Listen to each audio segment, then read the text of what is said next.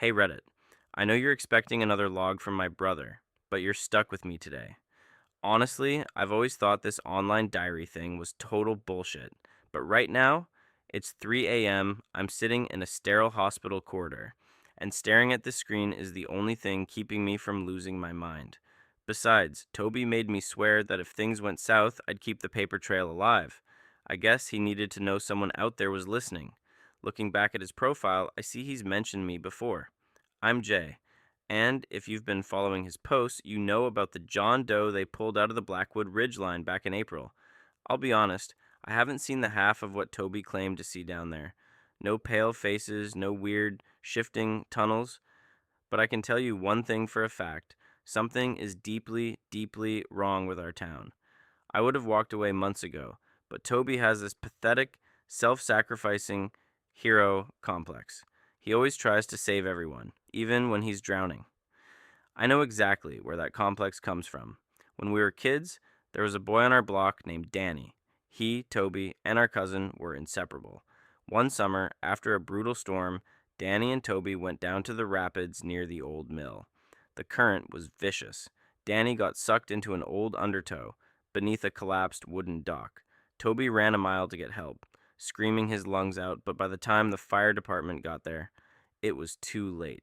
You don't just get over something like that at 11 years old. Toby's been trying to rewrite that day his entire life. So, when he told me last week that he was done investigating the old Echo mine, I knew he was lying through his teeth.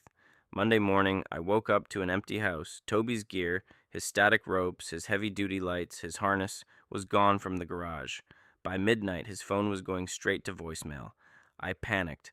I couldn't go to the cops. Around here, the local sheriff's department operates more like a private security firm for the county's wealthy landowners. So I grabbed my keys, avoided the main roads, and drove out to Martha's place.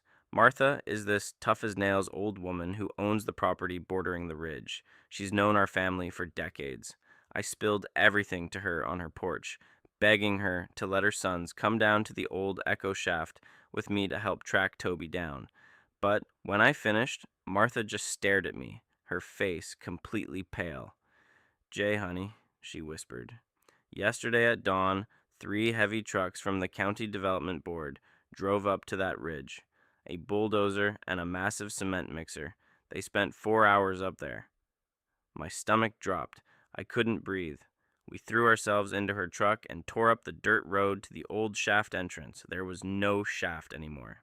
The old wooden framing had been ripped out, and in its place was a massive, flat, horrifying slab of freshly poured, wet, gray concrete. They had sealed the mountain. I was frantically arguing with Martha about finding a jackhammer before the cement fully cured, when my phone started vibrating violently in my pocket. Dozens of missed calls. Finally, a text from my sister. Jay, where are you? Please tell me you're safe. I shot back, I'm fine. What's wrong? Someone kicked the back door in. They're in the house. Come home now. When we pulled up to my street, the flashing blue lights of 2 squad cars were painting the trees. My sister was sobbing on the lawn. She told me she'd been woken up by footsteps in our bedroom. When she cracked the door, she saw a tall, gaunt silhouette crouching over Toby's desk, cutting his mattress open with a massive hunting blade. When she screamed, the shadow tore through the window and vanished into the woods. Standing next to my parents was Deputy Miller, the exact same cop who had blocked the roads near the ridge last month. He looked at me with this sickeningly smug expression. Where's your brother, kid? He asked, tapping his pen. I had no cards left to play. I told them Toby was missing underground, but I left out our suspicions about the county.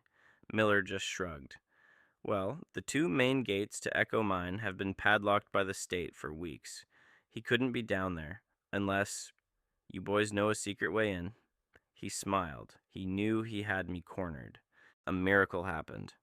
Around 11 a.m., the SAR team emerged from an old ventilation grate 3 miles down the ridge. They were carrying Toby on a backboard, his neck stabilized. Even from a distance, I could see the massive, jagged gash on his temple, the dried blood matted into his hair. His arms were black and blue with defensive bruising. As they wheeled him into the ambulance, his eyes flickered open for a fraction of a second. He locked eyes with me. His jaw moved, straining to get the words out through cracked lips. I saw it, Jay. It's real.